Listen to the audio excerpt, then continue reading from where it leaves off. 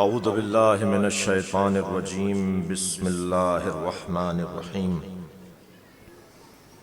الحمد للہ الذی لا یبلغ مدحتہ القائلون ولا يحصي نعماءه العادون ولا يعدي حقه المجتهدون الذي ليس لصفته حد محدود ولا نعت موجود ولا وقت معدود ولا أجل ممدود فطر الخلائق بقدرته ونشر الرياح برحمته والصلاة والسلام على الرسول المسدد المصطفى العمجد المحمود الأحمد سيدنا ومولانا ومولى الكونين جد الحسن والحسين عاني أبا القاسم محمد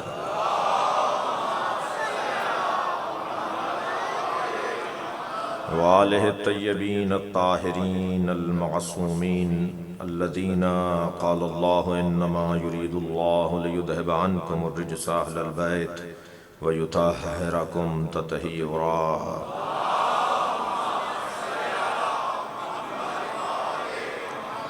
ولعنة الله على أعدائهم أجمعين من يوم عداوتهم إلى قيام يوم الدين أما بعد قال الحكيم في قرآن الكريم بسم الله الرحمن الرحيم وجعلنا منهم أئمة يهدون بأمرنا لما صبروا وكانوا بآياتنا يوقنون صلوات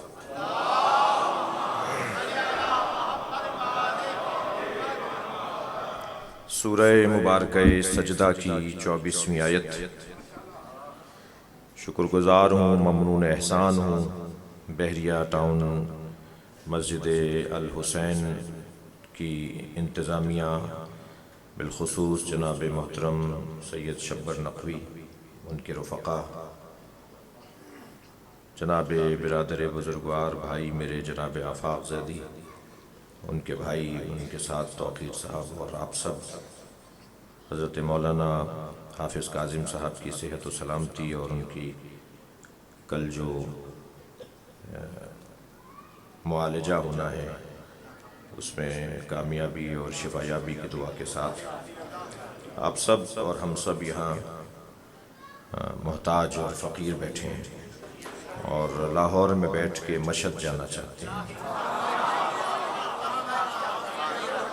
تو مولا کی درگاہ میں اور بارگاہ میں، آستانے میں اپنے تصورات کو اتنی دیر تک رکھنا چاہتے ہیں۔ اور میں بے وضاحت اور بے معرفت ہوں، مجھے نہیں معلوم کہ اس مجمع میں کتنے ایسے لوگ بیٹھے ہوں گے جو اگر کہیں گے تو مولا یہاں محفل میں آ جائیں گے، اور اگر ان کے کسی ایک کے کہنے پر بھی مولا آ گئے تو سب کو اپنی مرادیں حاصل ہوتی بھی نظر آئیں گی، اور ہم سب یہاں مانگنے آئے ہیں۔ منگتوں کا مجمع ہے، فقیروں کا مجمع ہے، اور یہ یاد رہے کہ اس دروازے پہ جو جتنا فقیر ہوتا ہے یہ اسے اتنا ہی امیر بناتے ہیں۔ تو یہ ایک نیت کی اور درون کی سچائی اور خالصیت اور خلوص ہے کہ جو ہمیں کہیں بھی لے جا سکتا ہے۔ لہذا فقہا اور عرفاء کا کہنا یہ ہے کہ اگر کوئی مجلس یا محفل میں گناہگار آ کر بیٹھے تو خبردار محفل اور مجلس کے بعد اسے ویسا ہی گناہگار نہ مانو جیسے وہ پہلے تھا۔ کیا معلوم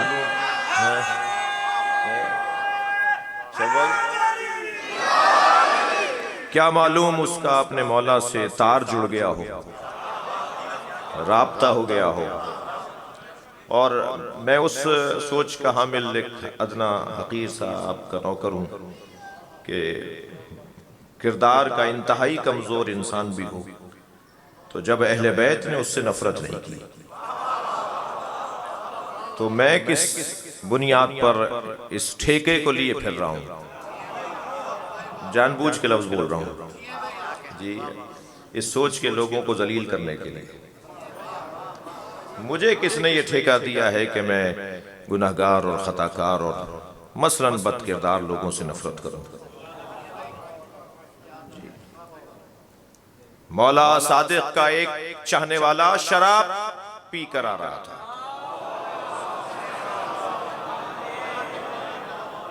ہرگز یہ مطلب نہیں ہے، مجھے معلوم ہے کہ ہماری یہ گفتگو پوری دنیا میں سنی جا رہی ہے، کہیں گے جی مولانا حوصلہ دے کر آ گئے کچھ غلط کاموں کا.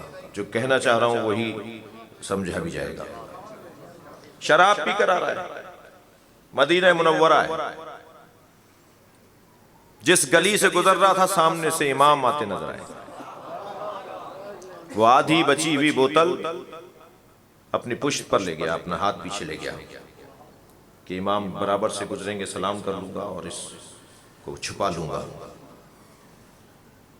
جب سامنے آ گئے تو امام نے فرمایا تمہارے ہاتھ میں کیا ہے؟ یہ کیا چھپایا ہوا ہے تم نے ہم سے؟ تو کہنے لگا مولا سرکہ ہے.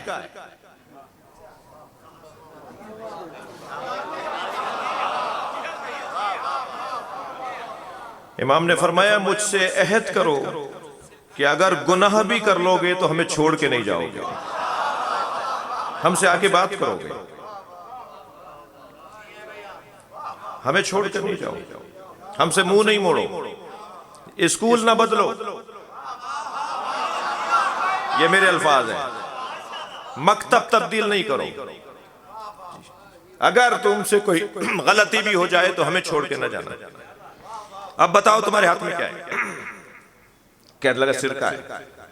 حضرت نے فرمایا میرے ہاتھ پہ ڈالو. اب مجال ہے اس کی کہ امام کے ہاتھ پر وہ نجس چیز ڈال دے. بس یہیں سے لو لگائی، یا اللہ تجھے صادق کا واسطہ،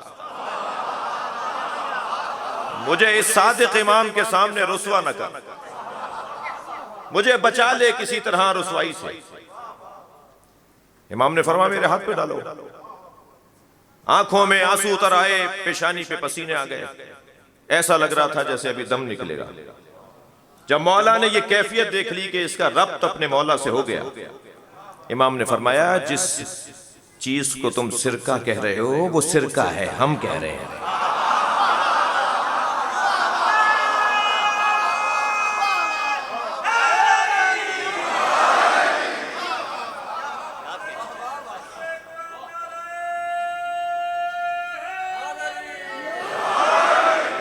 وہ شراب سرکہ ہو گئی.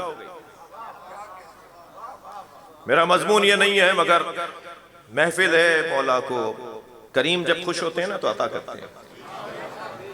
اس گھرانے کو خوشیاں تو دی نہیں گئی، لہٰذا جب خوشی کی کوئی تاریخ آئے تو وہ بہترین وقت ہے اپنے اوپر توجہ کرنے کا، اور پھر ان کی عطاؤں کا دیکھیے گا کیا حال ہوگا. ابو بصیر حج پہ جا رہے ہیں. 18 اصحاب اجماع میں سے ایک نام جنہیں 4 اماموں کی صحبت ملی، 4 اماموں نے جنہیں اپنا معتمد قرار دیا. ان میں ایک ابو بصیر، مومن عطاق الشام. اور معصوم فرماتے ہیں اگر ابو بصیر کہہ دے کہ یہ صادق نے کہا ہے تو مان لو کہ میں نے کہا ہے. اس درجے کا عالم دین، معتمد خاص، ائمہ معصوم. حج پہ جا رہے ہیں، بصرے کے رہنے والے، اپنے پورے شہر سے رخصت لی کہ میں حج پہ جا رہا ہوں، خطائیں معاف کر دو، درگزر کرو. رخصت لی سب سے، ایک ایک دروازے کو بجاتے تھے. باہر آتا تھا شخص، اس سے اجازت لیتے تھے. اچانک ہاتھ بڑھا ایسے دروازے کی کنڈی پر جس گھر میں اس شہر کی ہر برائی ہوتی تھی. اس گھر کا رہنے والا تمام برائیوں کا بانی موجد تھا، مددگار تھا، محرک تھا. ہاتھ روک لیا. اس سے کیا پوچھنا ہے؟ سارے گناہ اس کے ذریعے ہوتے ہیں، سارے فساد اس کے ذریعے اس شہر میں ہوتے ہیں. اس سے کیا پوچھنا ہے کہ میں حج پہ جا رہا ہوں، مجھے معاف کر دو، مجھے اجازت دے دو. برابر والا دروازہ بجا دیا. آگے بڑھ گئے. دوسرے دن جب سواری پر بیٹھ کر اپنے گھر سے نکلے تو شہر رخصت کرنے کے لیے ان کے ساتھ دروازہ شہر تک گیا. پورا شہر کے شہری اس مجمع میں وہ گناہگار بھی تھا.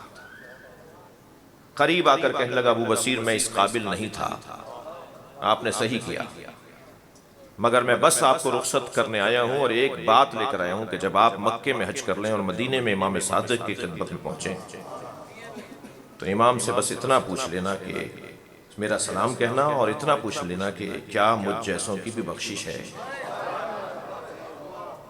ابو بصیر کہتے ہیں کہ میں گیا، میں نے مکے میں حج مکمل کیا، مدینے میں امام کی زیارت کے لیے پہنچا، میرے پاس پورا صندوق تھا، ہدایہ تھے، نذورات تھے، تحفے تھے، خمس تھا، میں ایک ایک چیز مولا کو دیتا رہا، مولا یہ فلاں نے بھیجا ہے، مولا یہ فلاں نے بھیجا ہے۔ اور امام ہر ہدیے کے بعد فرماتے تھے کچھ اور، کوئی اور۔ جب سارا سامان پہنچا دیا، جب ساری امانتیں، خطوط تھے، نامے تھے، جب سب پہنچا دیا، امام نے فرمایا کوئی اور چیز ہے، کوئی اور پیغام ہے؟ سوچنے لگے کہ کہا نہیں مولا جو تھا میں نے پہنچا دیا۔ ہم جس چیز کو اہمیت نہیں دیتے نا، ہمارے نزدیک اگر کسی کی اہمیت نہ ہو تو ہم اس کے بارے میں کہیں بات بھی نہیں کرتے۔ مثلا مجھ سے کسی نے کہا بھائی شبر بھائی سے ہمارا فلاں کام کروا دیجئے گا، مگر اس کی اہمیت ہی نہ ہو میرے نزدیک تو میں ان سے بولوں گا ہی نہیں۔ اب وزیر کو بھی یاد نہیں رہا، معصوم تو نہیں ہے۔ امام نے فرمایا وہ سلام پہنچاؤ جو ایک گناہگار نے بھیجا ہے۔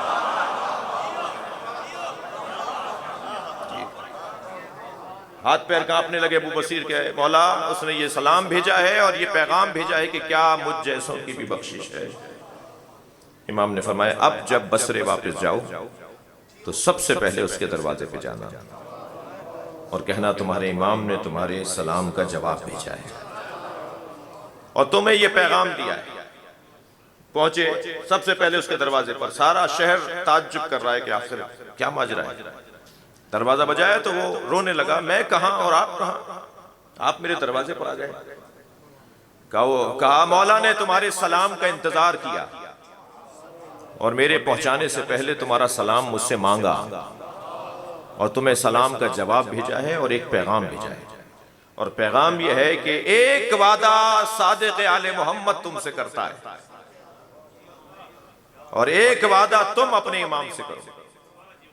اپنے امام سے یہ وعدہ کرو کہ آئندہ گناہ نہیں کرو گے، جو کیا سو کیا، جو ہوا وہ ہوا، آج کے بعد وہ ساری برائیاں تمہارے اندر نہ ہو، اور ایک وعدہ میں تم سے کرتا ہوں کہ تمہیں جنت کی ضمانت دیتا ہوں، تمہیں معافی کا عنوان دیتا ہوں، میں تمہیں معاف کرواؤں گا۔ میں اپنے ان بچوں اور جوانوں سے کہوں گا اور میرے عزیزوں کے ساتھ جو ہمارے بھائی آئے ہوئے ہیں، سب کا مقام ہے، کسی کی بے احترامی اور کسی کی بے عزتی اور کسی کے لیے رقیق جملہ کہنا اور کسی کے لیے غیر مہذب بات کرنا، یہ اس ممبر کا کام نہیں ہے، لیکن سب اپنی جگہ موجود رہیں۔ کسی نے بھی یہ دعویٰ نہیں کیا کہ ہم جنت دلوائیں گے، کسی نے بھی یہ دعویٰ نہیں کیا کہ آخرت میں ہم بخشوائیں گے۔ مجھے تو تعجب ہے ان لوگوں پر کہ جو اہل بیت کا دروازہ چھوڑ کر کہیں اور بیٹھے ہیں۔ تعجب کی بات نہیں ہے، علی کہتے نظر آئیں کہ جنت میرے ہاتھ میں ہے، جن کے بچے جوانان جنت کے سردار ہوں، اس سیدہ کا کیا مقام ہوگا؟ لہٰذا ہم جس دروازے پر بیٹھے ہیں اس سے اچھا دروازہ نہیں ہے، اور جب اتنا مضبوط دروازہ ہے، میں وہ الفاظ تو مکمل نقل نہیں کر پاؤں گا۔ مولانا سید محمد عون نقوی کی رحلت پر حضرت مولانا طارق جمیل حفظہ اللہ نے مجھے جو تعزیت مجھ سے کی، اس میں انہوں نے ایک جملہ کہا، وہ میں کہہ دیتا ہوں۔ انہوں نے کہا کہ سید ہونے کے ناطے مجھے کہا کہ جی آپ تو آل رسول ہیں، اب جس انداز سے وہ یہ عنوان ہم اپنے ساتھ نہیں دیتے، لیکن کہا آپ کی تو پشت بڑی مضبوط ہے، آپ اہل بیت سے جڑے ہوئے لوگ ہیں، جو اہل بیت کے دروازے پر بیٹھے ہوں ان کی پشت بڑی مضبوط ہے۔ اتنی مضبوط پشت والے لوگ اس موقع کو گنوا دیں، اس سہولت کو ہاتھ سے جانے دیں، اس عنوان بخشش کو فراموش کر دیں۔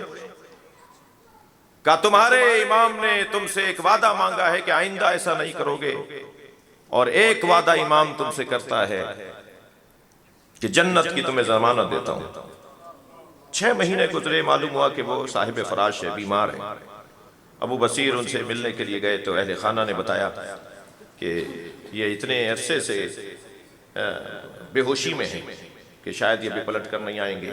انہیں ہوش نہیں آئے گا، طبیبوں کا کہنا ہے یہ دوبارہ اٹھ نہیں پائیں گے۔ ابو بصیر کہتے ہیں میں کچھ دیر سے رہنے بیٹھا، جانے لگا تو اسی مریض نے جو کئی دن سے غشی میں تھا مجھے آواز دی، ابو بصیر رکو۔ سب خوش ہونے لگے گھر والے کہ ان کو شفا ہو گئی ابو بصیر کی وجہ سے۔ ابو بصیر پلٹے تو کہنے لگا میں اتنی دیر سے غش کی عالم میں نہیں تھا، 6 مہینے میں نے اپنے امام سے وعدہ پورا کیا،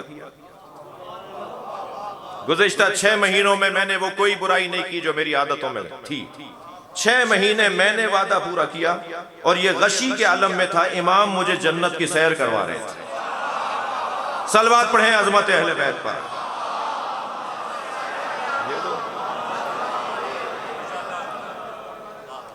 توجہ کر لیا آپ نے؟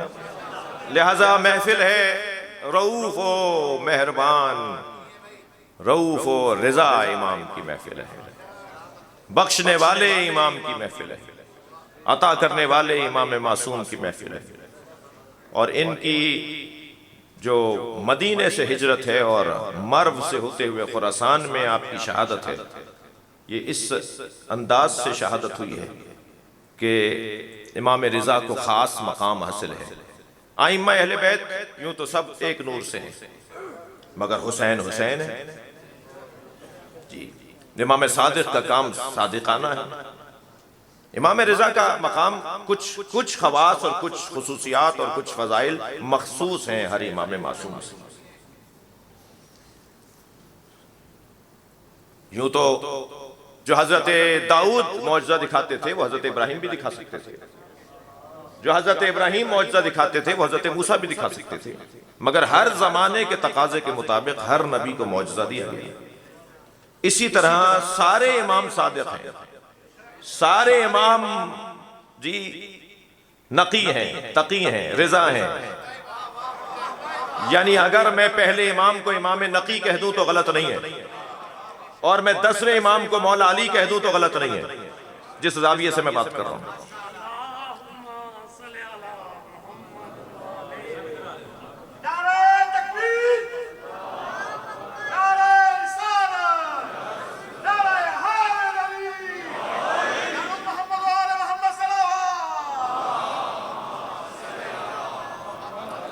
آپ اس سے بہتر صلوات پڑھ سکتے ہیں۔ اللہم صل علی محمد و آل محمد۔ حاجات کی برابری کے لیے اس سے بہتر صلوات ہدیہ کریں۔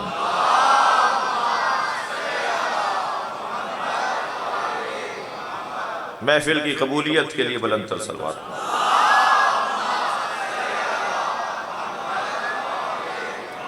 کچھ بیمار اور بیماروں کے عزیز یعنی کچھ مریض ہیں گھروں میں ہمارے، ان کی شفا کے لیے بلند تر صلوات۔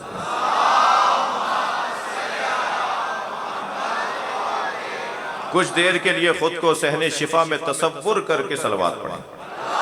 اللہم صل علی۔ توجہ ہے کوئی بات کی؟ ہم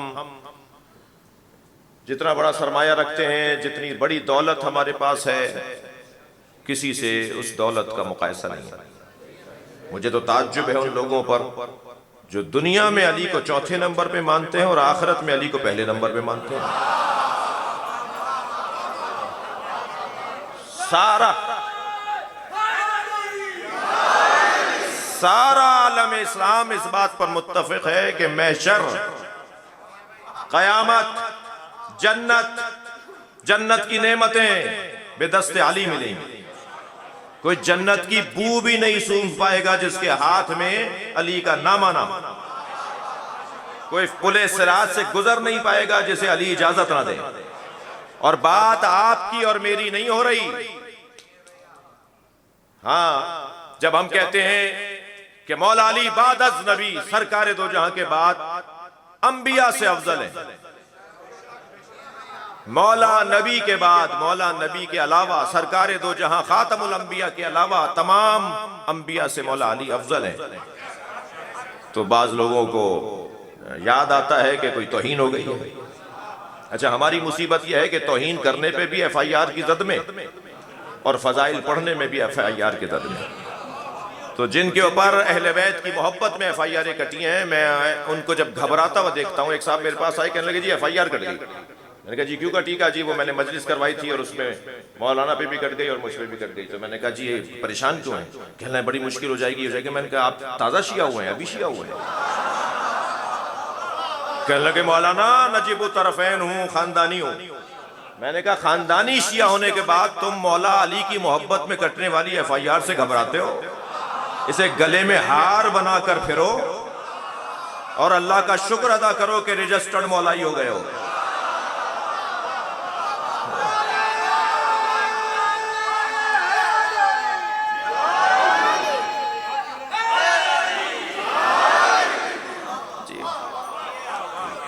اس میں کیا پریشانی ہے بھائی؟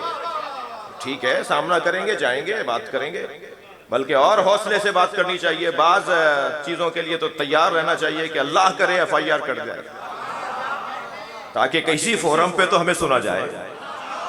صلوات پڑھیں ذرا محمد و آل محمد.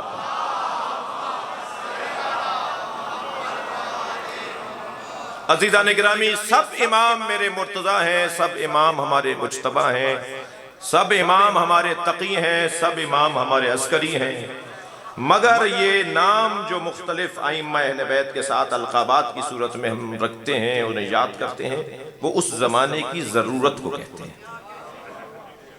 امام عسکری کو آج یہ لفظ آج کا ہے, گھر میں نظر بند کیا گیا, باہر نہیں نکل سکتے, کسی سے مل نہیں سکتے, اور امام کے ساتھ جو ظلم ہے. اور ایک دن امام بظاہر اپنے گمان میں روب ڈالنے کے لیے امام کو لے گئے اس جگہ جہاں سپاہیوں کی پریڈ ہو رہی تھی اور وہ سلامی دے رہے تھے بادشاہ وقت کو.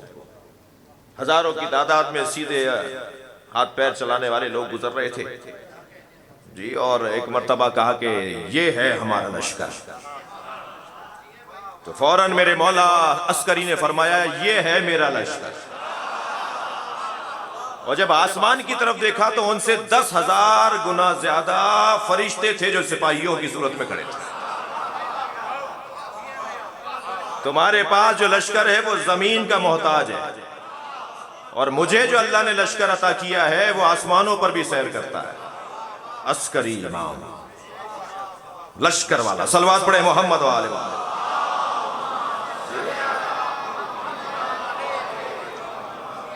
اسی طرح امام رضا کا لقب, نام علی ہے مگر لقب رضا. راضی برضا, قضاء و قدر پہ راضی, اللہ کے حکم پر اور اس حکم پر عمل اور طریقہ کار پر راضی. صادق, سب صادق ہیں, مگر ایک ایسا دور آیا کہ مالکی, شافعی, حنبلی جی جتنے بھی مسالک آج ہیں, اشعری, معتزلی, جتنے بھی مسالک آج نام نہیں لیے جاتے, نئے نئے لوگ مسلمان ہو رہے ہیں, علم کی طرف لوگ راغب ہو رہے ہیں, اور ہر گھر میں مدرسہ بنا ہوا ہے. اور پھر ایک نظریے پر پورے شہر میں بیٹھے ہوئے فقہا اور علماء ایک اپنا تحقیقی مقالہ پیش کرتے ہیں, تحقیقی رپورٹ دیتے ہیں کہ جی اس مسئلے پر ہماری تحقیق یہ ہے. اور پھر طالب علم آپس میں بات کرتے ہیں, قالا فلاں, میں نام نہیں لے رہا, قالا فلاں, فلاں کا یہ جواب ہے, فلاں کا یہ نظریہ ہے, فلاں کا یہ نظریہ ہے, اور اس کے درمیان آواز آتی ہے قال الصادق, اور صادق کا یہ نظریہ ہے. ان سارے اقوال میں جب امام کا نظریہ سامنے آتا ہے تو لوگ تسلی کر لیتے ہیں کہ یہی نظریہ سچا ہے.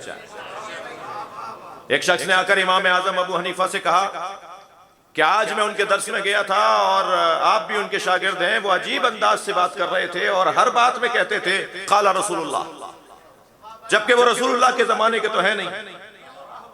انہیں کہنا چاہیے قال فلان ان فلان ان فلان ان رسول اللہ, فلاں نے کہا ہے کہ میں نے فلاں سے سنا اور اس نے اس سے سنا اور اس نے اس سے سنا اور اس نے رسول اللہ سے سنا.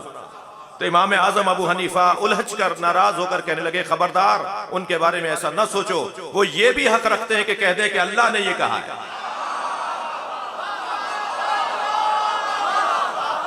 صلوات پڑھیں گے محمد و آل محمد.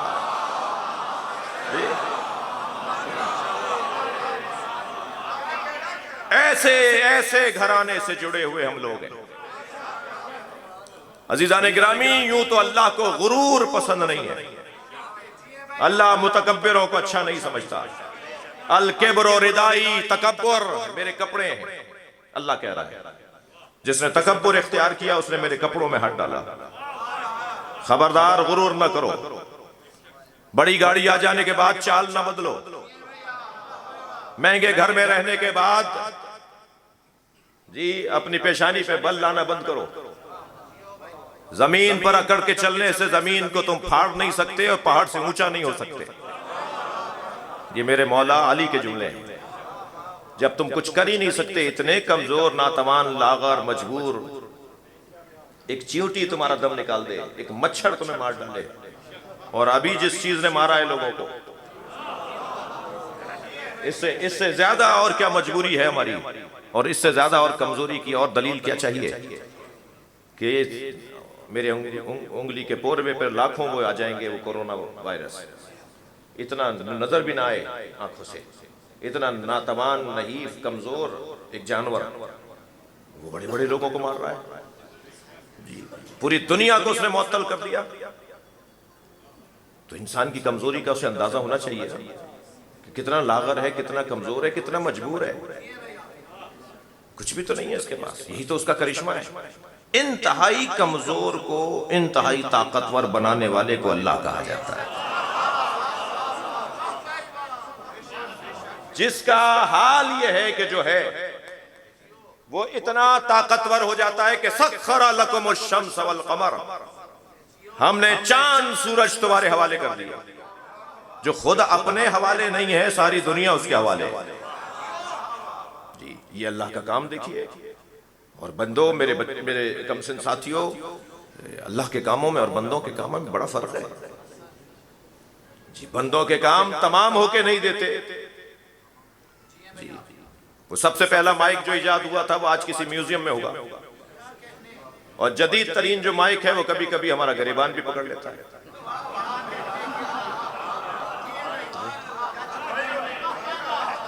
تو آپ نے دیکھا نا کہ وہ کہاں سے کہاں کا سفر اس نے کیا، وہ پہلا کہاں ہے اور آج والا کہاں ہے، پہلے والے کو کوئی ہاتھ لگانے کو تیار نہیں ہے۔ جی مرزا اسد اللہ غالب نے جب پہلا کلام کہا تھا تو کیا آخری کلام اسی جیسا ہے؟ تدریجاً کمال پر پہنچے نا غالب۔ خود میرا نیس علیہ رحمہ، جو ان کا پہلا مرثیہ ہے اور جو ان کا آخری مرثیہ، دونوں رکھ کے دیکھ لیجیے، دونوں مرثیے بتا رہے ہیں کہ کمال کو تدریجاً ترقی ملتی ہے، آہستہ آہستہ کمال پہ جاتا ہے۔ خود میں نے جو پہلی تقریر کی تھی 7-8 سال کی عمر میں، وہ اس کا ریکارڈ دیکھتا ہوں تو شرم آتی ہے۔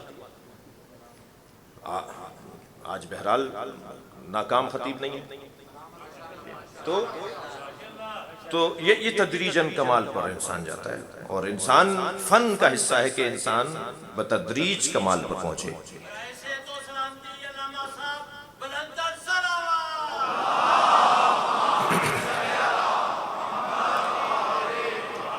ایسا ہی ہے نا، صادقین نے پہلی جو پینٹنگ، پہلی جو انہوں نے ڈرائنگ وہ بنائی، تصویر بنائی، وہ جو نقاشی کی، وہ اور آخری کیا برابر ہے؟ تو کمال آہستہ آہستہ انسان کو نصیب ہوتا ہے۔ یعنی جب بندے بناتے ہیں، جب بندے کام کرتے ہیں تو آہستہ آہستہ کمال پر پہنچتے ہیں، اور جب اللہ بناتا ہے تو پہلے مرحلے بھی باکمال بناتا ہے۔ جنہوں نے اپنے بنانے کی خواہش کی وہ چوتھے نمبر پہ وہ کمال تک پہنچ ہی گئے، اور جنہوں نے اللہ کا بنایا ہوا مانا وہ پہلے نمبر پہ مان لیتے ہیں۔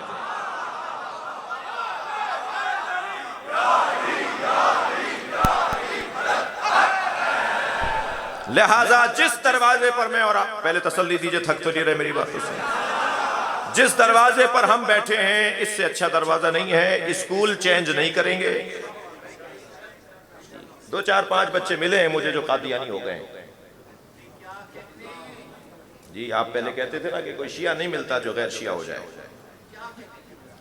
ایک آفت ہے اس وقت، اور وہ آفت دعا کریں کہ وہ ہم سے دور رہے، اور اسے دور رکھنے کے لیے ضروری ہے جی آفت یعنی ایک بیکٹیریا، ایک جراثیم، ایک بیماری، اور بیماری کو دور کرنے کے لیے ویکسینیشن کی ضرورت ہوتی ہے۔ اس بیماری میں، عقیدے کی بیماری میں وہی مبتلا ہوتے ہیں جو شفا خانہ حسینی میں نہیں آتے۔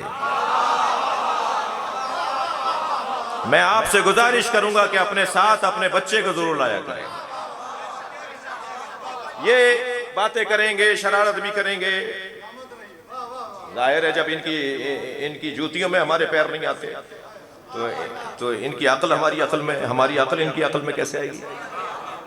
تو یہ تو بچے ہیں نا، ان کا تو کام ہی فطرتاً یہ کھیل کود کے لیے بنائے گئے ہیں، ان کا کام کھیلنا ہے۔ لہٰذا باہر کے ممالک میں شبر بھائی سے یہاں کے لیے بھی گزارش کروں گا کہ ایک بڑا ہال اگر کچھ اس سے کم بچوں کے لیے بھی اس ادارے میں بننا چاہیے، جب وہ اپنے والدین کے ساتھ آئیں تو وہاں بچیوں اور بچوں کے لیے، دیکھیے بھائی کتنا سمجھدار ہے، صلوات پڑھیں ذرا محمد و آل محمد۔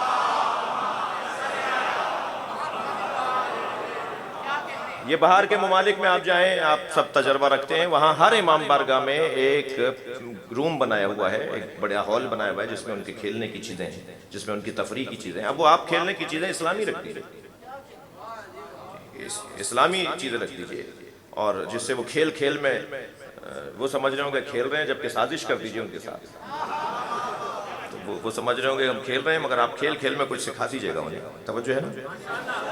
تو بحث اور گفتگو یہ ہے کہ اسکول نہیں بدلیں گے، ہمارا اسکول اس سے بہتر کسی کے پاس نہیں ہے، اور یاد رہے اگر اسکول میں تعلیم اچھی نہ ہو تو اسکول بند نہیں کرتے، ٹیچر تبدیل کرتے ہیں۔ اور جہاں بھی آپ کو قادیانیت کا وائرس شیعوں میں آتا ہوا نظر آئے، اور کچھ سنی بھی ہوئے ہیں، میرے بھائی سنی ہماری جان ہے، مگر وہ شیعہ مجھے اچھا نہیں لگتا جو اچھا چھوڑ کے کہیں اور چلا جائے۔ سنی ہماری جان ہے بھائی، آیت اللہ سیستانی فرماتے ہیں بھائی نہیں بولو انہیں، جان بولو، یہ ہماری جان ہے جی۔ ویسے ہی ہم تو بچپن سے، وہ جب اذان 8 منٹ پہلے ہوتی تھی تو ہماری گھر کی بڑی بوڑھیاں کہتی تھی بچیوں سے کہ دوپٹہ سر پہ رکھ لو، بڑے بھائیوں کی اذان ہوتی ہے، تو ہمیں تو گھر سے ہی اتحاد بین المسلمین کا پیغام دیا جاتا ہے، ہمارے گھر میں ہی مومنین ہمیں اتحاد کا پیغام دیا جاتا ہے کہ سنیوں کو بڑا بھائی بولے۔ تو یہ اہل سنت ہمارے بڑے بھائی ہیں، ہمارے گھر والوں نے ہمیں یہی سکھایا ہے۔ یہ اور بات ہے کہ حضرت یوسف کو بھی بڑے بھائیوں نے ہی کنویں میں پھینکا تھا۔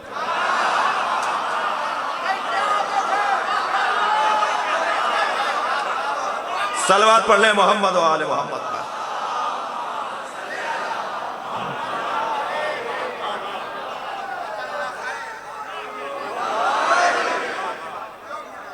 جی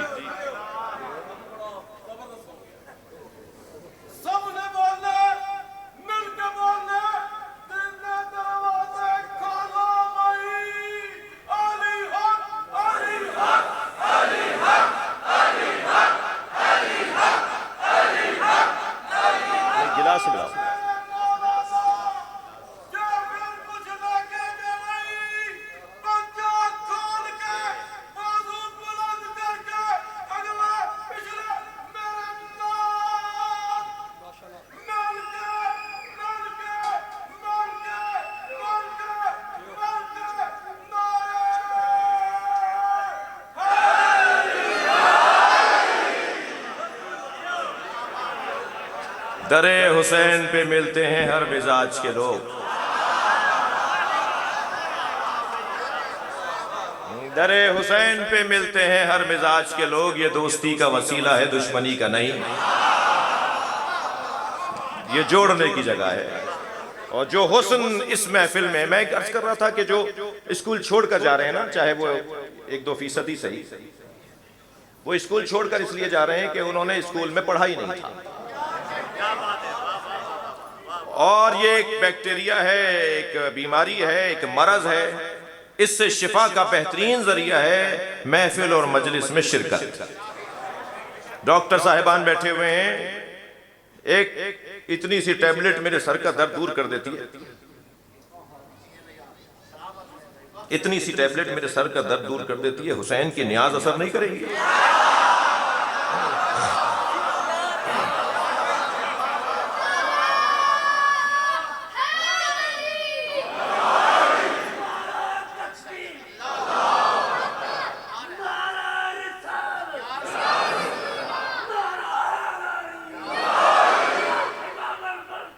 اعلیٰ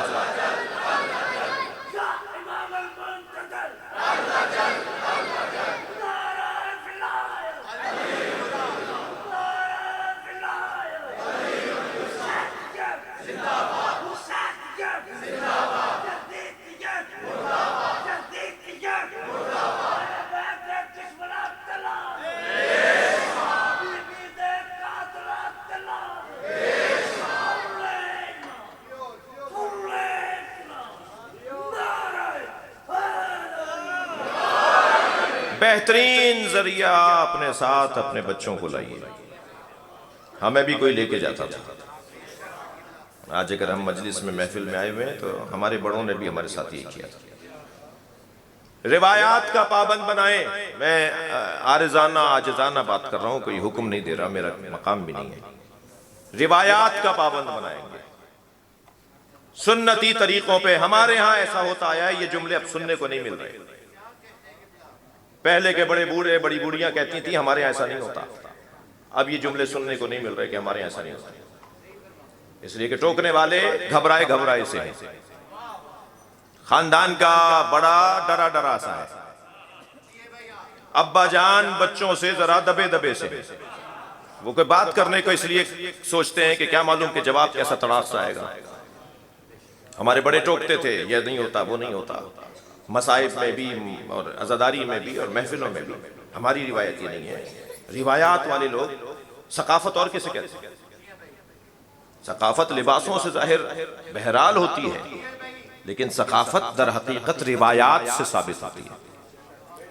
تشیع کی ثقافت کیا ہے جی؟ اہل بیت کے چاہنے والوں کی ثقافت کیا ہے؟ ثقافت بنائی جاتی ہے، محفوظ رکھی جاتی ہے جی.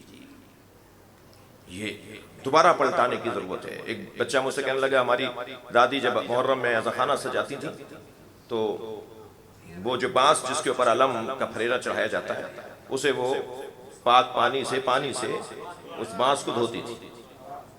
تو جی ایام عادت والی بچیاں عزاخانے میں نہیں جاتی تھیں.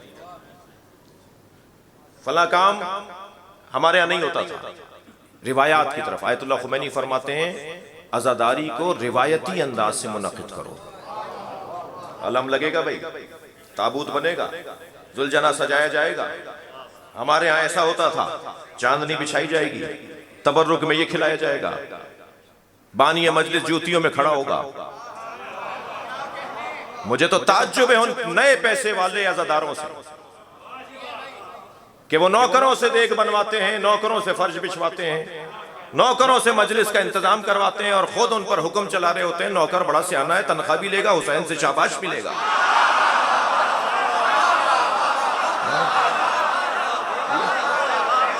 تہذیب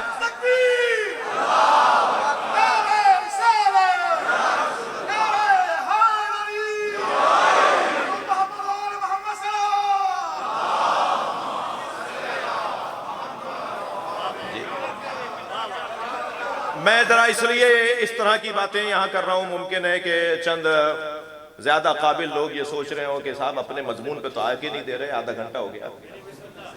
میں یہ چند باتیں اس لیے کرنا ضروری سمجھ رہا ہوں کہ آپ جس آبادی میں آ کر مقیم ہوئے ہیں، جو بحریہ والے ہیں میں ان سے، اور جو باہر سے محفل سننے آئے ہیں بہرحال وہ بھی، تو آپ ذرا نئے نئے گھروں میں آئے ہیں، آپ ذرا مہنگے گھروں میں آئے ہیں. تو خبردار یہ پیسے کا نشہ یا آسائشوں کا نشہ ہمیں روایات سے دور نہ کر دے. تم نے بحریہ ٹاؤن میں مکان بنایا، کسی کمرے میں عزاخانہ بھی بنایا،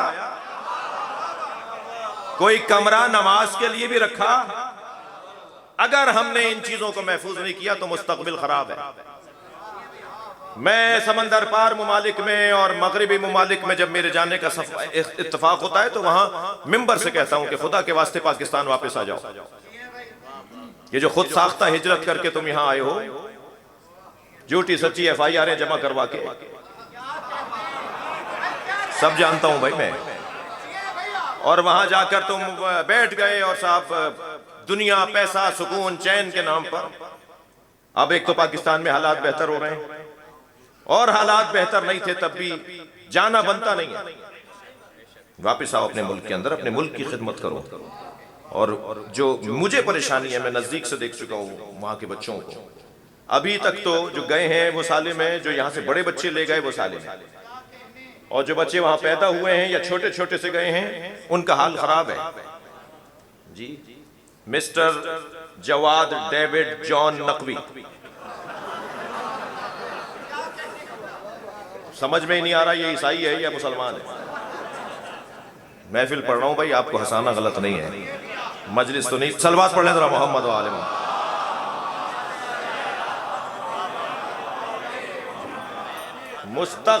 مستقبل خراب ہے، آئندہ بڑا بھیانک ہے، اور آئندہ بہت خراب ہے ان لوگوں کا کہ جو روایات کے پابند نہیں ہیں. مجھے کسی بھی پارٹی کا شیعہ سیاستدان جس کے گھر کی عزاداری ہے وہ اس لیے اچھا لگتا ہے کہ جس کے گھر میں ماتم ہوتا ہو وہ قوم سے بے وفا نہیں ہو سکتا. لیکن جو موسمی عزادار ہیں، جو 9 محرم کے عزادار ہیں، جو 10 محرم کے عزادار ہیں، سال بھر انہیں مجلس یاد نہیں آتی، انہیں پتہ ہی نہیں چلتا آج امام رضا کی محفل کا دن گزر گیا، انہیں معلوم ہی نہیں ہوتا آج امام علی نقی کی شہادت کا دن ہے. وہ 10 دن کے شیعہ اور 10 دن میں بھی ان مہربانی فرماتے ہیں کہ 9-10 کو اگر قائد اعظم نے چھٹی نہ کروائی ہوتی تو پتہ نہیں ان کا اتنا بھی حال رہتا یا نہیں. لہٰذا وہ 9 دن محرم کو انہیں یاد آ جاتا ہے کہ کہیں مجلس میں جانا ہے، اور 10 محرم کو یاد آ جاتا ہے کہ آج مجلس میں جانا ہے. ان کا حال اچھا نہیں ہے. مجھے وہ سنی بڑا اچھا لگتا ہے جو لاکھوں شیعوں میں امام رضا کے حرم میں، امام حسین کے حرم میں ہاتھ باندھ کے نماز پڑھ رہا ہوتا ہے. اور اس لیے مجھے وہ سنی اچھا لگتا ہے کہ وہ لاکھوں شیعوں کے درمیان کھڑا ہو کر بتاتا ہے کہ جو دین میں نے سمجھا ہے اس پہ عمل کرنے کی جرت بھی رکھتا ہوں. دوسرا پیغام دیتا ہے، خبردار شیعوں سے ڈرنا نہیں، یہ مارتے نہیں ہیں. مگر اتنا ہی وہ شیعہ بہت برا لگتا ہے جو 4 سنیوں میں ہاتھ باندھ دیتا ہے اپنی کرسی بچانے کے لیے. صلوات پڑھیں ذرا محمد و آل محمد.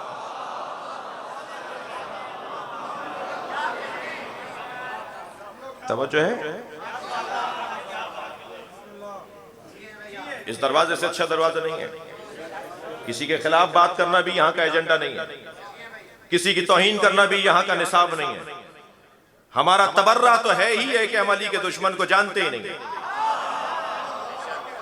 وہ اسی پہ مرے جا رہے ہیں کہ ان کی بات کیوں نہیں کر رہے. اور ہم بات اس لیے نہیں کر رہے کہ جو بھی علی کے سامنے آیا ہو یا آئی ہو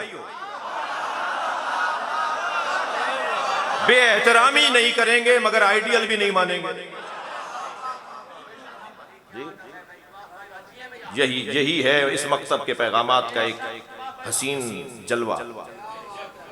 بارہا کہہ چکے ہیں کہ ہم اہل سنت کے مقدسات کی توہین کو حرام سمجھتے ہیں، مگر بنی امیہ کی توہین، بنی امیہ کی تعظیم، بنی امیہ کا احترام ہم نہیں کریں گے. بہت واضح بات ہے. اس ممبر سے غدیر بیان ہوگی، اس ممبر سے سیدہ پہ ہونے والا ظلم بیان ہوگا، معقول انداز سے، مدلل سے انداز سے، انتہائی وقار کے ساتھ، متانت کے ساتھ، دلیلوں کے ساتھ. بات سمجھ میں آئے تو لے لے گا بندہ، نہیں سمجھ میں آئے تو اس بات کو چھوڑ کے دوسری بات کی طرف توجہ کر لے. اس سے بہتر دروازہ نہیں ہے. سورہ مبارکہ سجدہ آیت نمبر 24. وَجَعَلْنَا مِنْهُمْ أَئِمَّةً يَهْدُونَ بِأَمْرِنَا، اور ہم نے ان میں سے کچھ کو امام قرار دیا. معیاری تو بہت تھے. اللہ جن میں سے امام بناتا ہے ان میں ایک نام عباس ہے. اس معیار کے لوگوں میں سے بھی اللہ جس نے چننے منہم کا ہے، یعنی کچھ اور بھی ہیں جو امام نہیں ہوئے. علماء کرام کو سبق سنا رہا ہوں. من بازیہ ہے، کچھ اور بھی ہیں جو مقام میں ایسے ہی ہیں مگر امام نہیں ہوئے.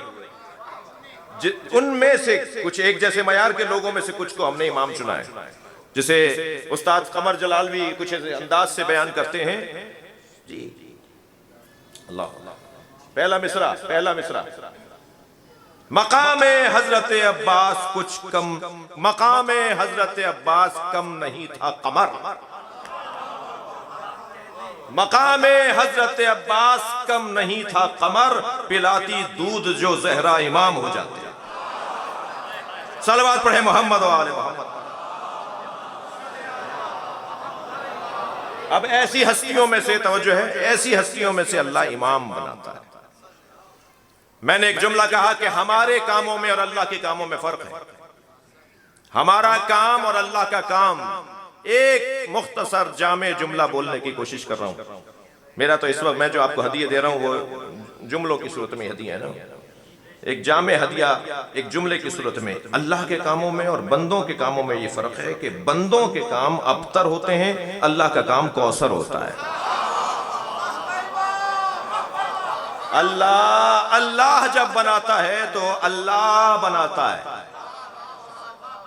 جی۔ جس کے پاس کچھ نہ ہو وہ کچھ بنائے گا تو کیا بنائے گا؟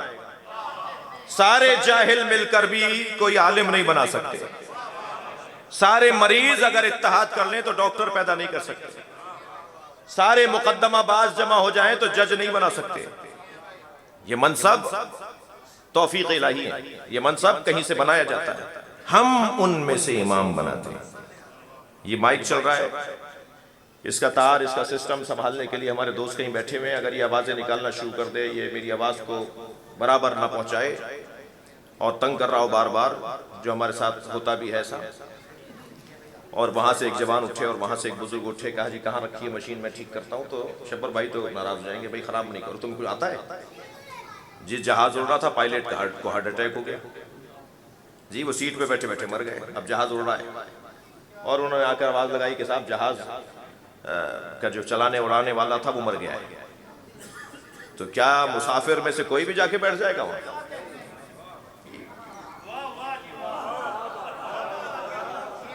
بھائی ہر ایک کا کام ہے نا، جس کا اگر ایک مرتبہ مولانا کاظم، حافظ کاظم صاحب فرما دیں کہ یہ کام میرا ہے، پورے مجمع سے کہہ دیں، انتظامیہ سے کہہ دیں کہ یہ میں کروں گا، سب نے طے بھی کر لیا کہ آپ کریں گے۔ اب جب وہ مرحلہ آئے اور ہم حافظ صاحب سے پوچھے بغیر وہ کام کر لیں تو ان کی توہین ہے یا نہیں؟ جب اللہ نے ایک دفعہ کہہ دیا خلیفہ میں بناؤں گا، امام میں بناؤں گا، جب اللہ نے ایک دفعہ کہہ دیا کہ نبی بنانا میرا کام ہے، جب اللہ نے ایک دفعہ کہہ دیا کہ ہدایت دینا میرا کام ہے، تو پھر مسلمانوں کو اتنا تو سوچنا چاہیے تھا کہ اللہ سے پوچھ لیں۔ یہ اللہ کا کام ہے بھائی۔ ہادی انا، دیکھیے دو چیزیں ایسی ہیں جو اللہ نے اپنے اوپر واجب کی ہیں، تھوڑی تسلی دیجئے کہ دیر تو نہیں ہو رہی ہے۔ دو کام ایسے ہیں جو اللہ نے اپنے اوپر لیے ہیں اور ہم پر بھی کچھ واجب ڈالے ہیں اللہ نے، یہ وہ کرو، یہ کرو، یہ کرو، ایک لمبی لسٹ ہے، اور دو کام اللہ نے اپنے اوپر لے لیے ہیں کہ یہ میرا کام ہے، تمہارا کام نہیں ہے۔ ایک رزق دینا، ما من دابۃ فی الارض الا علی اللہ رزقھا، زمین پر کوئی جم بندہ ہلنے والا، رینگنے والا وجود نہیں ہے۔ رینگنے والا کہہ کے اللہ نے سب سے کمزور مخلوق کے بارے میں بتا دیا کہ اسے بھی میں دیتا ہوں۔ تو پھر بڑے مخلوق، بڑی مخلوق کی تو بڑی مجبوریاں ہیں جی۔ تو کہا ہلنے والا کوئی، ہم ہلنے والے ہیں یا نہیں؟ کہنے سے وہ تو کیڑے مکوڑوں کے لیے اللہ کی آیت ہے، قرآن کی آیت ہے، ہمارے لیے تھوڑی ہے۔ تو ہم ہلنے والے نہیں ہیں کیا؟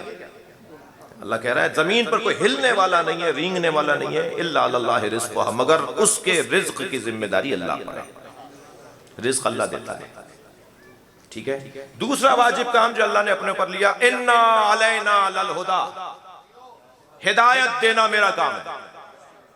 ہدایت دینا اللہ کا کام ہے، ہمارا کام نہیں ہے کہ ہم کسی کو ہدایت دیں۔ اور پھر اللہ نے جنہیں ہادی بنا کر بھیجا، لکل قوم ہاد، اللہ نے ہر قوم کے لیے ایک ہادی قرار دیا ہے۔ جب ہر قوم کے لیے ہادی ہے اور ایک نذیر ہے، ایک ہدایت دینے والا ہے، ایک سمجھانے والا ہے، تو اللہ نے جب بنایا تو مجھے ڈھونڈنا ہوگا نا۔ وہ یہ کہہ ہی نہیں رہا کہ وسیلہ بناؤ، وہ کہہ رہا ہے وَابْتَغُوا إِلَيْهِ الْوَسِيلَةَ، وسیلہ ہے تم تلاش کرو، میں بنا چکا ہوں، میرا کام بنانا ہے، میں بنا چکا ہوں، تلاش تم کرو۔ اب یہ جو وسیلہ تلاش کرنے کا کام ہے نا، وہ ہے ہمارا جی۔ ہادی کو کیسا ہونا چاہیے؟ نظر امامت پر بات ہو رہی ہے۔ ہادی میں کم سے کم 5 کمالات ہونے چاہیے۔ سب سے پہلا کمال علم، جو ہمیں پڑھانے آیا ہے وہی کسی سے پوچھے کہ ابھی کیا کہہ رہے تھے. علم سب سے پہلی صفت ہے ہادی کے لیے. اللہ اکبر. میں اور آپ اور ہم جیسے لوگ پیدائشی ڈاکٹر نہیں ہیں, پیدائشی انجینئر نہیں ہیں, ہم مفتی عالم مجتہد پیدا نہیں ہوئے, لیکن جن کے دروازے پر بیٹھے ہیں وہ گود میں کہتے ہیں قرآن سناؤں, تورات سناؤں, انجیل سناؤں, زبور سناؤں. یہ وہاں سے پڑھ کر آتے ہیں. ایک کمال علم, دوسرا کمال شجاعت. ڈرنے والا ڈرپوک, گھبرانے والا بھاگنے والا, جی وہ کسی طور پہ بھی نمونہ عمل نہیں ہو سکتا. جی شجاع. میرے مولا فرماتے ہیں لو اجتماع العرب علی قتالی, اگر سارا عرب مجھے مارنے کے لیے جمع ہو جائے. مولا علی فرما رہے ہیں میں اکیلا کھڑا ہوں اور سارا عرب مجھے مارنے آئے, لما ولیت تو پشت دکھا کے نہیں جاؤں گا. علی کا جملہ. میں میدان میں ایسے ہی ڈٹا رہوں گا جیسے لاکھوں کے لشکر کے ساتھ آنے والا سپاہی ڈٹتا ہے.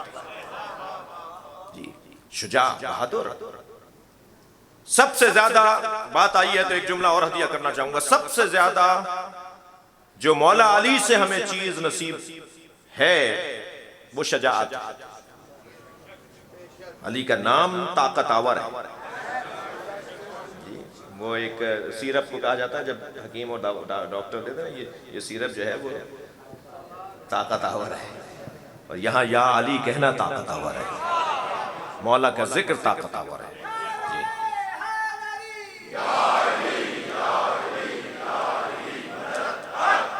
شجاعت دوسرا کمال. تیسرا کمال سخاوت. ان کے پاس نہیں ہوتا تب بھی دیتے ہیں.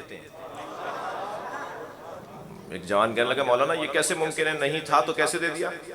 میں نے کہا کیا مطلب؟ کہا ہوگا تو دیں گے. میں نے کہا اگر تمہارے پاس دینے کا جذبہ ہوتا تو پیسے ہوتے. پیسے سے کوئی تعلق نہیں ہے سخاوت کا. ایک امر قلبی ہے, کیفیت قلبی ہے. عطا کا جذبہ بنا لو, خود اللہ تمہارے ذریعے بٹوائے گا, تمہارے ہاتھوں میں دے دے گا پیسہ, اور پھر تم بانٹنے والے ہو گئے. تیسرا کمال. چوتھا کمال غیرت. چوتھا کمال غیرت. غیرت مند لوگ, ہادی اسے کہیں گے جو غیرت مند ہو. جی. پانچواں کمال عزت. صاحب عزت ہی عزت دے سکتا ہے. جی. عزت کی مختصر تعریف لے لیجئے, امامت کی صفات بیان ہو رہی ہیں. ایک کیل کو تصور میں لائیے. یہ کیل 3 جگہ پر ٹھوکی جا سکتی ہے. یہ کیل دیوار میں ٹھوکیں گے, اگر دیوار فولادی ہوگی تو یہ کیل ٹوٹ جائے گی, مڑ جائے گی, اندر نہیں جائے گی. ڈرل کریں گے کیل کو اندر ڈالنے کے لیے, دیوار میں ڈالنے کے لیے. جی. جتنی دیر اس کیل کو دیوار میں جانے میں لگ رہی اتنی ہی یہ دیوار عزت مند ہے. یہ غیر کو جگہ نہیں بنانے دے رہی, غیر کو جگہ نہیں بنانے دے رہی, اتنی دیر تک یہ عزت والی ہے. لکڑی پر جب آپ کیل ٹھوکتے ہیں تو 2-3 ضربتوں میں اندر چلی جاتی ہے. جتنی جلدی اندر کیل جا رہی ہے اتنی ہی وہ عزت سے خالی ہے. لیکن یہ کیل کبھی کبھی پتھر پر بھی ٹھوکنے کی کوشش کی جاتی ہے, اور جب کیل کو پتھر پہ ٹھوکتے ہیں تو پتھر ٹوٹ جاتا ہے. وہ کہتا ہے مر جاؤں گا, غیر کو جگہ نہیں بنانے دوں گا. اس کیفیت کو عزت کہا جاتا ہے. یہ وہاں سے عزت لے کر آئے بھائی. یہ صاحبان عزت کا خانوادہ ہے. میں اگر 2 گھنٹے تک گلاب بیچنے والے کی دکان پر بیٹھوں تو 6 گھنٹے تک میرے اندر سے گلاب کی خوشبو آتی ہے. جی. جو 70 سال سے حسین حسین کر رہا ہو, اس کے کردار میں حسینیت نہیں آئے گی. اس کی تو چال بتائے گی کہ حسینی جا رہا ہے, اس کا روش بتائے گی کہ حسینی جا رہا ہے. لہذا یہ تمام کمالات ہم نے ان میں سے کچھ کو امام بنایا, منتخب کیا ہے. منہم ائمۃ, جن کا کام کیا ہے, یہدونا بامرنا. ہم نے بنایا ہے کہ وہ ہدایت دیں, ان کا کام ہدایت دینا ہے. جو ہادی ہوتا ہے نا, جو ہادی ہوتا ہے, جو مربی ہوتا ہے, وہ سخت مزاج نہیں ہوتا. وہ تند مزاج نہیں ہوتا، وہ اکھڑا اکھڑا نہیں رہتا، وہ منہ بگاڑ کر نہیں ملتا، اس کا اخلاق، اس کا چہرہ ہدایت دے رہا ہوتا ہے۔ ہدایت دینے والے کو ارشاد ہو رہا ہے نبی مکرم کے بارے میں، لقد جاءکم رسول من انفسکم عزیز علیہ ما عنتم حریص علیکم بالمؤمنین رؤوف الرحیم۔ ہم نے جس رسول کو تمہارے پاس ہدایت کے لیے بھیجا ہے، اس کی پہلی صفت یہ ہے کہ عزیز علیہ ما عنتم، تم پر جو پریشانیاں آتی ہیں وہ اس میں پریشان ہو جاتا ہے۔ حریص علیکم، اور تمہارا وہ حریص ہے، تمہارا وہ حریص ہے۔ میں نے ابتدا میں امام صادق کے دو واقعے سنائے، وہ تمہارا حریص ہے۔ اچھا، صفت حرص ذاتی طور پر شہرہ عام میں اچھی صفت نہیں ہے، مگر یہاں اللہ نے اپنے نبی کے لیے صفت حرص کو استعمال کیا ہے۔ جی، حرص اس وقت قابل مذمت ہو جائے گی کہ جب متعلق قابل مذمت ہے۔ اگر متعلق قابل تعریف ہے تو حرص بھی قابل تعریف ہو جائے گی۔ مثلا اگر کہا جائے کہ زید حریص علی الدنیا، زید دنیا کا حریص ہے، تو یہ مذمت کر رہا ہوں میں خود بخود، کیونکہ دنیا کی طلب کوئی اچھی بات نہیں ہے۔ لیکن اگر فوراً کہہ دیا جائے زید حریص علی العلم، زید علم کا حریص ہے، تو اب تعریف ہو رہی ہے۔ جو نبی مکرم کے لیے اللہ نے کہا نا کہ میرا نبی تمہارا حریص ہے، ہمارے پیسے کے حریص، معاذ اللہ، کیا دیں گے ہم؟ کیا دے سکتے ہیں؟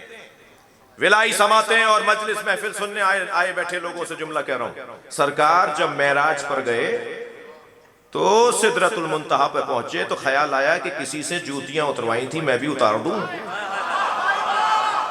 بھائی تھوڑی گردن ہلا دیجئے گا اگر میری بات جا رہی ہو تو۔ فوراً آواز آئی میرے نبی جوتیوں سمیت آؤ، اور جب سرکار جوتیوں کے ساتھ وہاں گئے نا تو اللہ اس جگہ کو کہہ رہا ہے وَهُوَ بِالْأُفُقِ الْأَعْلَىٰ، میرا نبی سب سے بلند مقام پہ تھا، نبی سب سے بلند مقام پر ہیں اور جوتیاں پہن کے ہیں، سب کچھ ان کی جوتیوں کے نیچے۔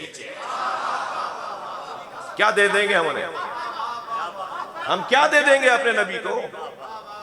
لہٰذا اگر نبی کے لیے اللہ نے کہا ہے کہ حریص علیکم، وہ تمہارا حریص ہے، ہماری ہدایت کے حریص ہے، ہماری بہتری کے حریص ہے، ہماری ترقی کے حریص ہے۔ جہاں کرکٹ کی اور ہاکی کی ٹیم کے لیے وزیر ایئرپورٹ پر استقبال کرتے ہیں، کیا دیگر ممالک سے گولڈ میڈل لانے والا کمپیوٹر سائنس میں اور مثال کے طور پہ کیمسٹری میں اور مثال کے طور پہ فلاں مہارت کے اندر جو گولڈ میڈل لے کر واپس لاہور ایئرپورٹ پہ اتر رہا ہے، اسے بھی وزیر لینے جاتا ہے؟ اس کا استقبال بھی ہماری مملکت کے بڑے کرتے ہیں۔ جی، اگر آج نبی کا کلمہ پڑھنے والا دنیا کا مثلاً ٹاپ 10 سائنسدانوں میں سے کوئی ایک ہو جائے تو نبی یہ چاہتے ہیں، نبی یہ چاہتے ہیں کہ میرا کلمہ پڑھنے والا عزت پائے، عظمت پائے، فخر سے سرکار کہیں گے میرا چاہنے والا ہے، پوری دنیا چلا رہا ہے، میرا کلمہ پڑھتا ہے۔ لہٰذا جتنا میرے اندر قابلیت اور صلاحیت بڑھے گی اتنا نبی کو میں خوشی فراہم کروں گا، اور یہی کیفیت کچھ اہل بیت کے چاہنے والوں کی ہونی چاہیے۔ وہ یہدون بامرنا، ہمیں ترقی کرتا ہوا دیکھنا چاہتے ہیں۔ اب ہم امام کیوں بناتے ہیں؟ اللہ کہہ رہا ہے ہم امام بناتے ہیں ہدایت دینے کے لیے، مگر کسے بناتے ہیں؟ لما صبروا وکانوا بآیاتنا یوقنون۔ ہم دو صفتوں کی وجہ سے امام بناتے ہیں، ایک صفت وہ صابر ہوتے ہیں، برداشت، تحمل مزاجی، آستینے لوٹنے والا، گھوسا تیار کرنے والا، فوراً کافر اور مشرک کا فتویٰ لگانے والا، مسجد سے امام بارگاہ سے نکالنے والا، بھائی بھائی کی لڑائی کرنے والا، پارٹیاں اور تنظیمیں بنا کر ایک دوسرے کے خلاف تہمتیں لگانے والے، میسیجز چلا کر دل آزاریاں کرنے والے، وہ کسی صورت میں بھی علی کے چاہنے والے نہیں ہیں۔ خدا کے واسطے جب پتہ چل جائے کہ اس کے دل میں علی بستا ہے، بس ختم، مجھے اسے معاف کرنا ہوگا، مجھے اسے درگزر کرنا ہوگا، اس نے میرا نقصان کیا ہے، میں اپنا نقصان اس لیے چھوڑ رہا ہوں کہ اس کے دل میں سیدہ کی محبت ہے، اس کے دل میں حسین بستے ہیں۔ یہ تناؤ کھچاؤ، لڑائی جھگڑا، میں جس مسجد میں رہتا ہوں اس کے صحن میں 2 لڑکے لڑ رہے تھے، اور ایک بدتمیزی کی حدیں گزار رہا تھا اور دوسرا کہہ رہا تھا کہ باہر چلو تو بات کرتے ہیں۔ میں اس کے قریب گیا، میں نے کہا جی باہر جا کے کیا کرو گے؟ کہنے لگا مولانا یہ امام بارگاہ ہے، لڑنے کی جگہ نہیں ہے۔ میں نے اس کا ماتھا چوم لیا، میں نے کہا بھائی باہر جا کر بھی یقین رکھنا کہ حسین وہاں بھی دیکھ رہے ہیں، لیکن کم سے کم اتنے تو ہو جائیں کہ مسجدوں میں، امام بارگاہوں میں، مدرسوں میں اگر لڑائیاں ہو رہی ہوں تو گویا مولا کو خوش نہیں کر پا رہے۔ صبر، برداشت، تحمل مزاجی، جلدی فیصلہ نہیں دیں، جلدی رائے نہ دیں۔ میں بچوں اور جوانوں سے کہہ رہا ہوں بزرگ سے خفا نہ ہو، فوراً میسج نہ چلائیں، فوراً بات کو آگے نہ بڑھائیں۔ خاص طور پہ جوانوں میں ایک قاعدہ کلیہ دے رہا ہوں، جس میسج میں فساد کا 1% بھی شائبہ ہو کہ اس میسج سے فساد پھیل جائے گا، اس میسج کو فارورڈ نہ کرو، اس کا گلا وہیں دبا دو ڈیلیٹ کر کے۔ میرے پاس تو کہیں سے آیا تھا، بھائی تمہارے پاس آیا تھا تو تم نے آگے کیوں بڑھایا؟ جب FIR کرتی ہے نا تو وہ کہتا ہے جی وہ تو میرے پاس کہیں سے آیا تھا، تمہارے پاس آیا تھا تو تم نے آگے بھی تو بڑھایا۔ جی علی کے چاہنے والے، فاسقوں سے نفرت کرنے والے سنی سنائی خبر پر عمل کریں گے، سنی سنائی خبر پہ عمل کرنے والے کو فاسق کہا ہے نا قرآن میں۔ جی سورہ حجرات کے اندر، اور جسے فاسق بولا ہے وہ وہی تھا نا جو سن کر آ گیا تھا اور آ کے نبی کو بتا دیا، ماحول خراب کر دیا صحابہ کرام میں، ایک جذبات کی کیفیت ہو گئی اور ماحول خراب ہونے لگا۔ قرآن کی آیت آئی کہ اگر ایسے خبر کوئی لے کر آئے تو آپ اس پر اعتبار نہیں کریں۔ توجہ کر لی؟ لما صبروا وکانوا بآیاتنا یوقنون، اور ہماری آیات پر یقین رکھنے والے، یقین کامل رکھنے والے، حق الیقین رکھنے والوں کو ہم امام بناتے ہیں۔ یہ کیفیت حق الیقین، دیکھیے یہ جملہ کہنے کی ضرورت کیا تھی؟ سمجھ رہا ہوں میں مولا کی قول کو۔ لو کشف الغطاء لمزددت یقینا، اگر علی کے سامنے سے حجاب ہٹا دیے جائیں تو یقین میں اضافہ نہیں ہوگا۔ تو یقین تو ہوتا ہی یقین ہے، حجاب کا کیا مطلب ہے؟ حجاب کے بغیر اگر یقین ہے تو وہ یقین ہے، پھر حجاب نہیں ہوا نا۔ تو پھر یقین کی 3 قسمیں بنائی اہل دل نے، علم الیقین، عین الیقین، حق الیقین۔ علم الیقین کے اندر اضافہ ہو سکتا ہے، علم الیقین میں، عین الیقین میں اضافہ ہو سکتا ہے۔ علی کہہ رہے ہیں میں حق الیقین پر ہوں، اضافہ نہیں ہوگا۔ صلوات پڑھیں محمد و آل محمد پر۔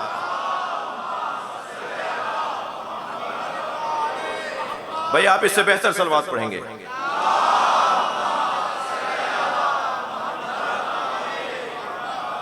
بہت دیر لگا دی، مجھے معاف کریں گے۔ تمام تر ائمہ کی مشترکہ صفات اور کچھ مختلف صفات، ہر امام معصوم کو کچھ نہ کچھ علیحدہ سے صفت اللہ نے عطا کی ہے، ان کے زمانے کی ضرورت کے مطابق۔ جس ممدوح کی خدمت میں ہم بیٹھے ہیں اسے میرے مولا کو، اس امام معصوم کو، اس امام معصوم کو اللہ نے کچھ خاص صفتیں عطا کی ہیں۔ ان صفتوں میں ایک صفت ہے ضمانت کی۔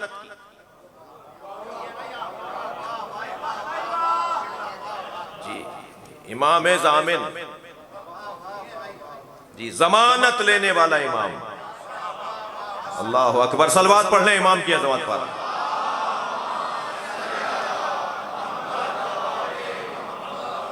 شکاری ہرن کا شکار کر کے جا رہا ہے، میرے معصوم امام کو ہرن نے دیکھا تو اپنی زبان میں کچھ کہا، اور امام اسے کہتے ہیں جو ہر زبان جانتا ہوں۔ میرے مولا نے اس شکاری کو آواز دے کر کہا اس کے 2 بچے ہیں، وہ بھوکے ہیں، اس کے دودھ اتر آیا ہے، اسے چھوڑ دو، یہ دودھ پلا کر آ جائے گی۔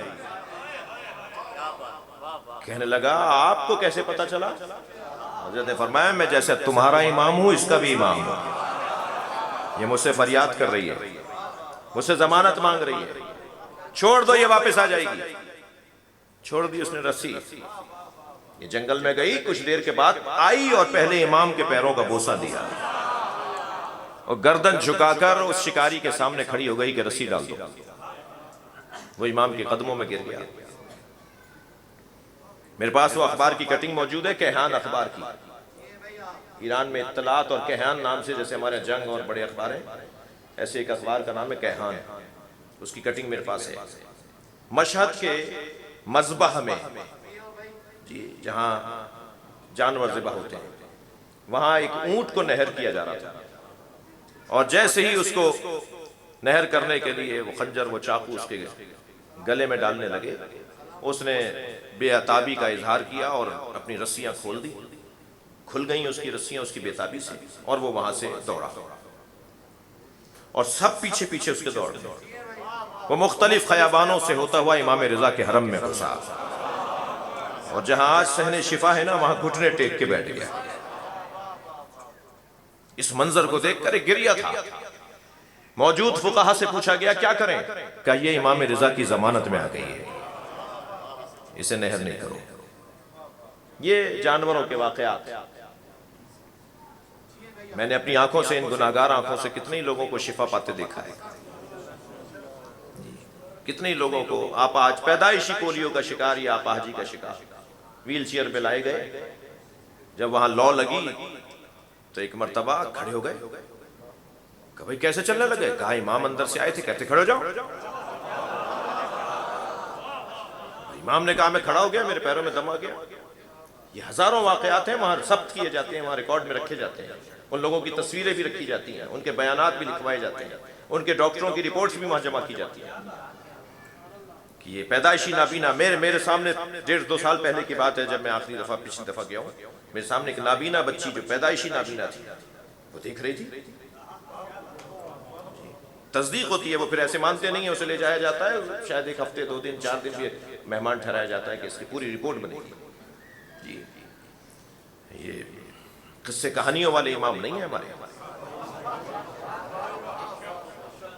بس کسی طرح کچھ مل جائے سہارے کے طور پہ، میرا پیر ایسا نہیں ہے، زیادہ نگرانی۔ امام ضامن، ضمانت لینے والا امام۔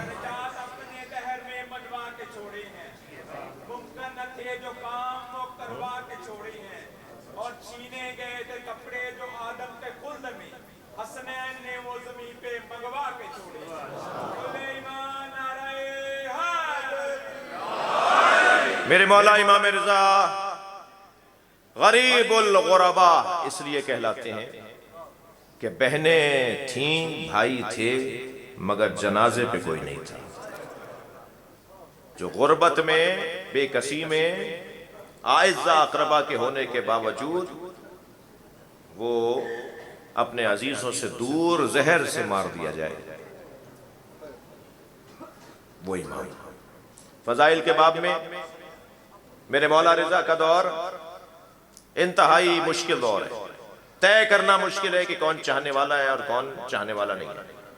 اہل بیت کے شیعوں کے لباس میں کتنے ہی لوگ تھے جو اہل بیت کے شیعوں کے دشمن تھے، خود اہل بیت کے دشمن تھے۔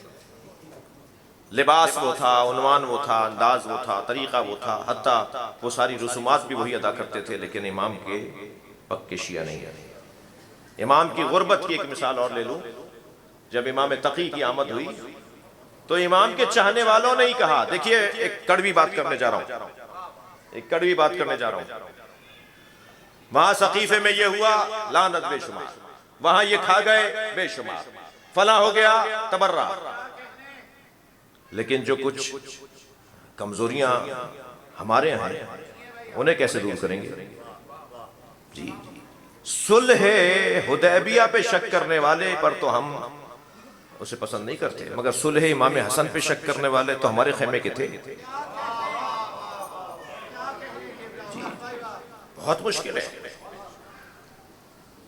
امام تقی کی آمد ہوئی ہے، سب چاہنے والے کہہ رہے ہیں یہ ان کی اولاد ہی نہیں ہے، چاہنے والے کہہ رہے تھے، دوسروں کا تو کوئی مسئلہ ہی نہیں تھا، بڑھاپے میں بیٹا کیسے ہو جائے گا، اتنی عمر میں اولاد کیسے ہو جائے گی۔ مظلومیت دیکھیے، غربت دیکھیے، قیافہ شناس بلایا گیا ہے کہ جو چہرہ دیکھ کر بتائے گا کہ یہ امام رضا کے بیٹے ہیں۔ کیا گزر رہی ہوگی امام پر، ایک جانب کرسی پر حضرت بیٹھے ہیں، وہ آیا امام کو دیکھا اور مجمع میں دیکھنے لگا، کہا جی اس مجمع میں سے بتاؤ کس کا بیٹا یہ؟ امام کو دیکھ کر کہا کہ یہ ان کا بیٹا ہے، یعنی ایک قیافہ شناس تصدیق کرے گا؟ یہ ہے غربت، یہ ہے غریب الغربا ہونے کا فلسفہ اور علت کہ کیوں امام کا یہ لقب ہے۔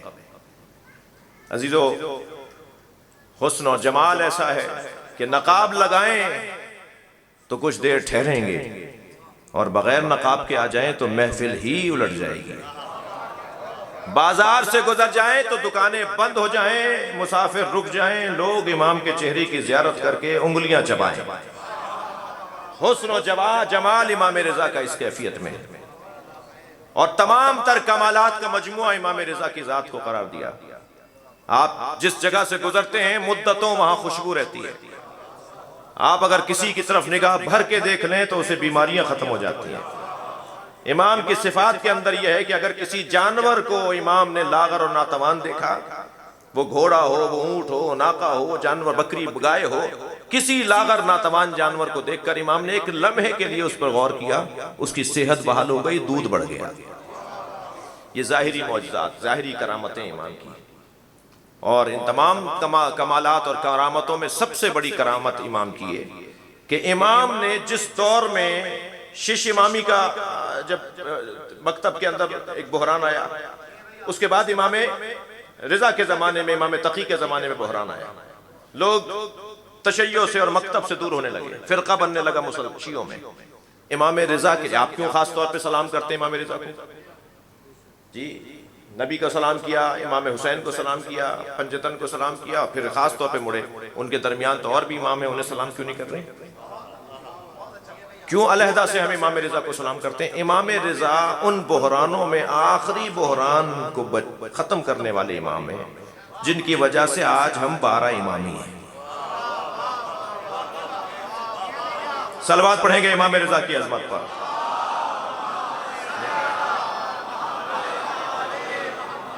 جناب سکندر زیدی صاحب کی خواہش ہے، وہ کہہ رہے ہیں کہ ایک کلام بھی آپ کو سنا دوں۔ آفاق بھائی کی بھی ہے شاید خواہش، آپ کی بھی ہے؟ تک بندی کر لیتا ہوں، کبھی کبھی شعر کہہ لیتا ہوں ایسے ہی چھوٹا سا آدمی، لیکن یہ ایک محفل امام کی محفل میں امام رضا کی شان میں رضا بھائی توجہ چاہوں گا، مگر اس سے پہلے میرا دل کر رہا ہے کہ میں نے ابھی غزل کہی امام مہدی کو دیکھ کر، سوچ کر مراد ہے، کوئی نہ کہہ دے جی میں نے دعوت کر دیا۔ امام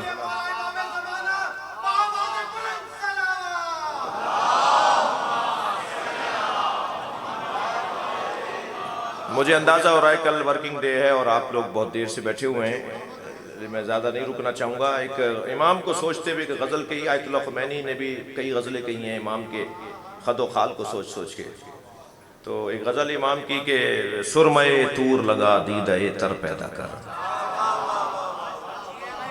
سرمے طور لگا کوہ طور، سرمے طور لگا دیدہ تر پیدا کر، شوق دیدار اگر ہے تو نظر پیدا کر۔ اور زینہ منبر شبیر سے بڑھ کر کیا ہے؟ تھوڑا گردن ہلائیے گا اگر شعر جا رہا ہے تو۔ زینہ منبر شبیر سے بڑھ کر کیا ہے، مل گیا تجھ کو شرف اس پہ نشر پیدا کر۔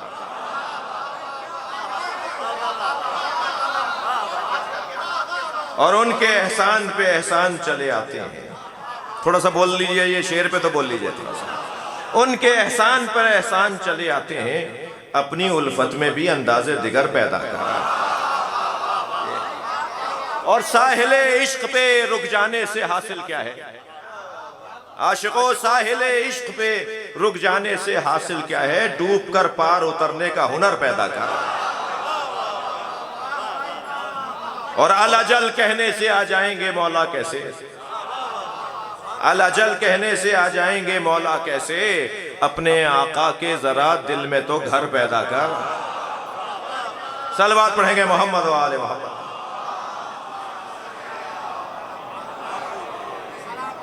آپ آمادہ ہو گئے تو اب امام رضا کی ایک منقبت سن لیجئے، اور یہ کہنے کی کوشش کی کہ میرے آج کو ذہن میں رکھتے ہوئے میرے امام رضا کی محفل ہے جی، میرے امام رضا کی محفل ہے کہ ان کا ذکر میری زندگی کا حاصل ہے.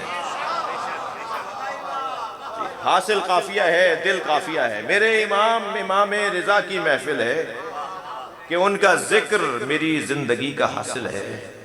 اور کرے گی خلد بری کیا مقابلہ اس کا، کرے گی خلد بری کیا مقابلہ اس کا، یہ عرض توس نہیں کائنات کا دل ہے. صلوات پڑھے محمد و آل محمد.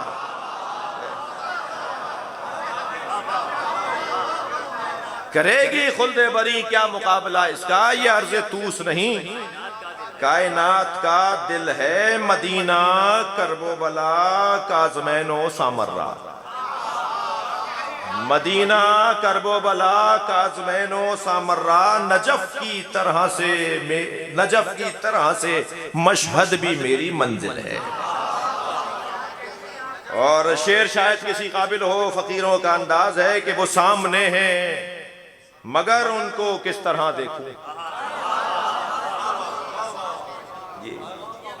وہ سامنے ہیں مگر ان کو کس طرح دیکھوں. حجاب کم نظری درمیان میں حائل ہے. حجاب کم نظری درمیان میں حائل ہے. حجاب کم نظری درمیان میں حائل ہے. یہ بھائی بہن کا رشتہ عجیب پایا ہے. یہ بھائی بہن کا رشتہ عجیب پایا ہے. مشہد سے قم کی طرف دل جو میرا مائل ہے. اور توجہ چاہوں گا کہ مجھے ہے فخر کہ ہوں ایسے در سے وابستہ. ابھی نثر میں بھی میں یہی کچھ کہہ رہا تھا. مجھے ہے فخر کہ ہوں ایسے در سے وابستہ، جو حج بیت خدا کا کمال و حاصل ہے. اور وہی ہے زہد، وہی علم ہے، وہی کردار. وہی ہے زہد، وہی علم ہے، وہی کردار. میرا امام سراپا نبی شمائل ہے. میرا امام سراپا نبی شمائل ہے. اور جو بندگی کی ہے ایک شرط اولی آسی، جو بندگی کی ہے ایک شرط اولی آسی، وہی خلوص میری منقبت میں شامل ہے. یا اللہ ہمارے بولنے بیٹھنے کو عبادت شمار فرما. ہماری انتظامیہ، بحریہ ٹاؤن کی انتظامیہ، ان کی توفیقات میں اور اضافہ فرما. حاضرین یہاں مانگنے آئے ہیں، امام رضا کا واسطہ دیتے ہیں. ان سب کی حاجات کو پورا فرما. ہم سب کی عاقبت بخیر فرما. مریضوں کو شفا عطا فرما. بے روزگاروں کو روزگار عطا فرما. خواتین کو عفت و پاک دامنی عطا فرما. ہمارے نوجوانوں کو تعلیم، تقوی، روزگار عطا فرما. امام زمانہ کے ظہور میں تعجیل فرما. تعجیل فرما، تعجیل فرما. امام کے ظہور میں تعجیل کے لیے، حاجات کی برابری کے لیے، پاکستان کی سالمیت کے لیے بلند تر صلوات پڑھیں. اللہم صلی علی محمد و آل محمد. حاضرین گرامی چلتے چلتے